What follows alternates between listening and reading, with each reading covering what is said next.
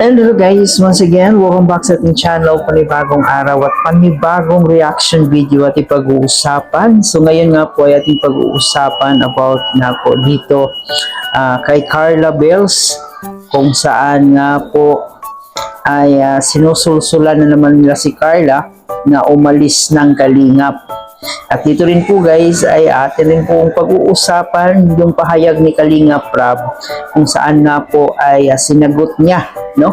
Inalmahan niya yung mga nagsabi-sabi na kinakaltasan daw niya yung sahod ni Carla sa kanyang YouTube channel. So may pakulon na naman yung mga anti-Kalingap, no? Na sabi naman nila dito ay kinakaltasan daw umano ni Kalingap Rab. Kumbaga si Kalingap Rab pa rin daw ang may control dito sa sahod ni Carla. Si Kalingap Rab pa rin daw ang nagmamando, no? Kumbaga nagsabi kung kailan magbablog si Carla, kailan mag-live si Carla.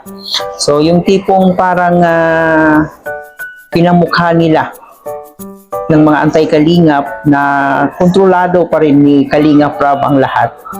So dito ay syempre ating alamin kung gaano yan katotoo. So dito ay si Kalingap Rab na rin po ang mag-explain patungkol dyan. At syempre yung pagkukumpara na rin, no? Nandito na naman po tayo sa pagkukumpara na kinukumpara na naman si Carla doon sa isang key angels na umalis na ng Kalingap. So bago ang lahat, shoutout muna tayo sa ating ama ng Kalingap, Kuya Bal Santos Matubang, Ate Edna Vlog in Kalingap Rab. Supportahan po natin ang mga key boys, Kalingap partners, mga charity vloggers sa Pilipinas na tumutulong sa ating mga kababayang may hirap. Huwag nating kalimutan. At syempre, yung mga kasama nating Kalingap reactors, supportahan po natin sila. At ito po yung lingkod guys, Chloe TV. Baka naman, kung bago pa lang po kayo sa ating munting channel, please don't forget to subscribe, paki-like and share, and paki-turn notification bell para laging updated. So ngayon nga po, no, marami kasi tayong nakikita na sinasabi nila, no, yung mga sinusulsulan daw na si Carla na umalis ng Kalingap. At alam naman po natin kung gaano ka-loyal itong si Carla. So siguro hindi nila kayang kumbinsihin si Carla na iwan yung Kalingap. Kaya yung ibang issue na naman ngayon, sinabi na naman nila na yung YouTube channel daw ni Carla ay kontrolado pa din daw ni Kalingap Rab. At yung sahod daw ni Carla dito sa YouTube ay kinakaltasan pa rin daw ni Kalingap Rab. So ano nga ba ang totoo? Gaano nga ba ito katotoo? Ito guys, panuorin mo natin ang pahayag ni Kalingap Rab patungkol dito. Lahat ako yan. Pero, every time na may vlog ako, nagbibigay pa rin ako dyan na mula sa akin. Mula sa aking YouTube channel. At isa pang pinakamalaki na itulong ko rin dyan is yung YouTube channel niya mismo. Na nagkaroon siya ng sariling channel, yung community natin, kumbaga shinare natin sa kanya. Hindi na siya magpapakahirap may sarili na siyang community. May Kalingap na, may community ng Kalingap, andyan na. Diba?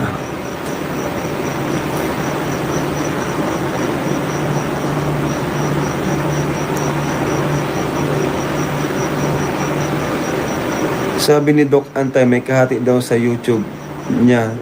Di daw kagaya kay ko. Ha? Saan na naman galing yung fake news na yan? Pambira. Yan ang hirap sa mga Antay. Naniniwala sila sa mga fake news na wala namang katotohanan. Yan pong YouTube channel po ni Carla ay sa kanya po yan lahat. Ano? Siya pong may hawak niyan. Yung bank account niyan nasa kanya. Kaya huwag kayong maniniwala sa mga sabi-sabi, mga kasinungalingan ng mga anti-Kalingap na ito. Ano? Bakit kukunin ko pa yung sahod nun? Ba't kahatian ko pa yun? Sa tingin nyo makakapagawa ng sariling bahay kung hahatian ko pa yung YouTube channel niya? Diba? Nung nag-start, nagkukuha tayo ng pasahod sa editor. Pero nung kaya na niya mag-edit, wala na po. No? Wala na tayong kinukuha. Yung nagsisimula pa lang, kasi syempre, binibuild up natin yung channel niya. Syempre, tayong gumawa ng channel. May editor pa ako, may pinapa-edit ko yung vlog niya. That time, nagkukuha ako para sa editor, no? Pero ngayon, matagal na po, sa kanya na po yun. Hinayaan ko na po siya sa kanyang sariling YouTube channel, no? Kaya nga po nakapatayo ng sarili niyang bahay. Ano? So ako magbawas man ako nung before, nung nagsisimula pa lang, yung binabawas ko para sa editor, is magkano lang po? 5K, para lang sa editor. Siyempre, wala naman ang libre ngayon, guys. Wala man ang libre ngayon. Diba? Pero matagal na po yun, yung nagsisimula pa lang yung channel niya. No? Ngayon, talagang tinurn over ko na kay Carla yung kanyang sariling YouTube channel. At yan ay nakadirekta na po sa kanyang bank account. Ganun kaswerte po ang mga beneficiaries natin. Ganun sila ka-blessed. No? Kaya yung mga haka-haka na ginagawa ng mga anti-kalingap, na kasinungalingan, paninira sa kalingap, lahat po yan ay hindi totoo. No? Kasinungalingan. Siyempre, tinrader nga ako eh. Siyempre, doon pa lang, paniniwalaan nyo pa po ba yan? Si Kapeso, tinrader po ako niyan. Pati yan, tinulungan ko yan. Ano? Inano ko yan, promote kong YouTube channel. Lahat, ginawa ko. Winelcome, natulog pa yan ni Papa sa lighthouse. Pero anong kapalit pala ng lahat ng yon is yan. Yung ginagawa niya ngayon sa kalingap. Yung pagmumukha niya is kilala na sa pangtatraidor. No? Hindi na mabubura yun sa history. Gaya ng pagpapatulpo nung isang kalingap angel. Gaya ng pagpapatulpo nun, di na yun mabubura. Di ba? Yung beneficiary mo, tapos pinatulpo ka. Yun yung kakaiba. Kakaiba talaga. Kahit nga si Carla, habang pinapanood yun, talagang ano siya eh. Nung kasal ni Kakay, kapatid ko, habang nanonood siya ng gulat na gulat din siya. Sabi ko, grabe, paano niya nagawa yun? Even si Carla mismo. Si Carla na yan ha. Kumbaga, perspective ng ano natin yan. Sikat din yan. Kumbaga, nasa halos ka-level yan ni ano. Kumbaga, same sila ng katayuan. At nabash din yan before si Carla, di ba? Na-reactionan din yan, di ba? Mas malala pa nga dati. Nabalahura din yan before. Pero, hindi siya nagpatulpo. Kaya nung napanood niya yung may nagpatulpo, gulat na gulat siya. Sabi ko, OMG. Ganun talaga ang reaction niya. Naluluha-luha din siya, sa totoo lang. Kaya iba po si Carla, huwag niyong ikumpara si Carla dyan. No? At meron pang, yun na nga, napanood ako na sinusulsulan na umalis na daw si Carla. Pambira ka, ipapahamak ko pa yung bata. Ano yung kapalit ng pag-alis? Mga bashing, gaya ng nararanasan ngayon ng isang umalis. Eh di mas lalong na-depress yan. Diba? Saka yung bashing po, yan nangyayari dun sa umalis. Hindi po namin kasalanan yun. Yun po ay, yun yung opinion nila ng mga viewers. Hindi namin yung opinion yun. Opinion yung mga viewers sa kanya. Komento yun ng mga viewers sa ginawa niya. No? Hindi na natin may erase yun. Kumbaga hindi na natin mababago. Kasi yun yung opinion nila eh. So yun na nga po guys, no, narinig po natin si Kalinga Prab na wala pong katotohanan at fake news lang po ang lahat.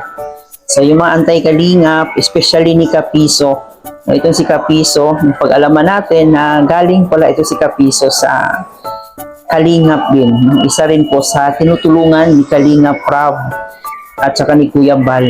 So nabanggit kasi ni Kalinga Prab dito sa kanyang live na isa itong si Kapiso na tinutulungan nila dati. Pero ngayon, ano ang ginawa? Nag-traitor sa Kalingap, sinisiraan ng Kalingap. So ipagpasa Diyos na lang po natin ang lahat, no, yung pag-traitor ni Kapiso. So yun, at narinig din po natin ang sagot ni Kalingap Prab patungkol nga po dyan sa YouTube channel ni Carla, kung talagang kinakaltasan ba niya yung sinasahod ni Carla sa YouTube. At malinaw po yon na buong buo po yung sahod na tinatanggap ni Carla. Wala po siyang kinukuha doon. So siguro dati nung nag-umpisa pa lang daw si Carla ay kinakaltasan niya ito bayad po sa nag-i-edit. Naiintindihan natin na kung dati ay syempre kinakaltasan niya, pero hindi naman daw kinakaltasan niya para sa kanyang sarili. Kinakaltasan po ito doon po sa nag-edit, no? Doon po sa gumagawa ng video. So mahirap din kasi mag-edit, at saka sabi nga niya dito wala na pong libre ngayon, so dapat din bayaran yung editor. So yun lang po, at matagal na po daw yun. So sa ngayon po yung sinasahod ni Carla ay talagang nasa kay Carla po yan lahat, at isa po yan sa ginagamit ni Carla ngayon para sa pagpapatayo ng kanyang bahay. So yan po ang sagot ni Kalingap Rob. So malinaw po yan. Tsaka pwede niyong ulitin yung sagot ni Kalingap Rob dyan kung kinakaltasan ba talaga yung sinasahod ni Carla dito sa YouTube. At dito rin po guys ay nabanggit rin po ang pagkukumpara kay Carla at saka doon sa isang Key Angels na umalis ng Kalingap, at saka pinapatulpo pa yung Kalingap. No? Alam naman po natin kung sino yung tinutukoy natin. So walang utang na loob nga talaga. Sabi ni Kalingap Rob dito ay wag niyong itulad si Carla doon sa naunang umalis sa Kalingap, kasi hindi ganon ang ugali ni Carla, at alam po natin lahat yan na hindi magagawa ni Carla. At maskin yung mga pamilya ni Carla, yung mama at papa niya, talagang loyal sa Kalingap, at wala po silang nakikitang way para umalis si Carla sa Kalingap, para talikuran at pagtraidoran ang Kalingap. So hindi po ganon ang pamilya ni Carla, at lalong-lalo si Carla, no? Hindi po siya ganon, at wala pong ugali si Carla na ganon. Malas lang sila kasi hindi talaga nila kayang kumbinsihin itong si Carla. Kaya kung ano-ano na lang yung fake news sa mga pinapakaalat nila. Kasi itong si Carla, nakikita talaga natin na isang taong may panindigan, no? So alam niya, talagang tinatanaw niya ng utang na loob kung sino yung mga taong nakakatulong sa kanya. So hindi na lang natin i-mention yung mga taong masasabi natin walang utang na loob. Alam na po natin kung sino sila. So umalis sila sa Kalingap.